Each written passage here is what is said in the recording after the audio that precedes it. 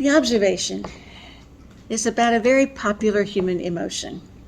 It is the hottest emotion right now in our world today. It used to be the only emotion we let men have. Anger. Anger, if not a phony emotion, is almost always a surface emotion.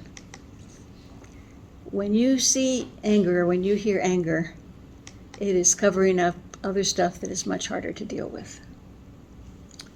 So underneath that anger could be a whole bunch of different things, but here are some possibilities: fear, loss, loneliness, powerlessness, guilt, worry, regret.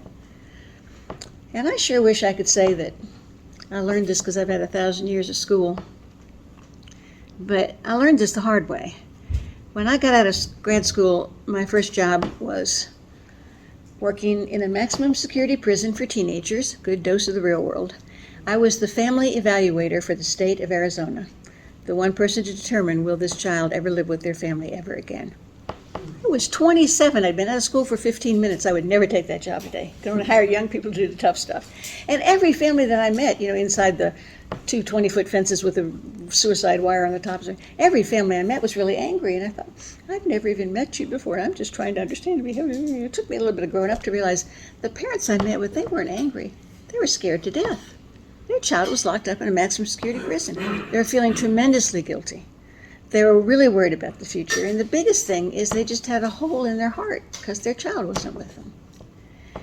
Once I recognized that, it's changed everything in how I've dealt with angry people for the last 40 years.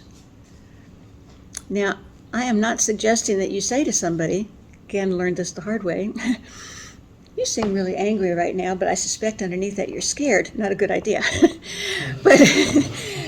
But if I see behavior in somebody, and in my head I label that behavior anger, anger is dangerous and I need to protect myself.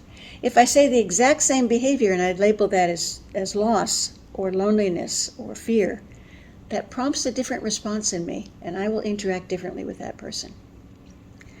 All of you who supervise people who are in the front line of working with customers and clients who are often upset, they need to understand this dynamic. You see this a lot at Brightside, people coming in for help and they're really angry. No, they're not. They're scared. They don't have any power. You see this with some of the folks, kids you're helping with Benchmark. There's something else going on there. Just something to keep in mind.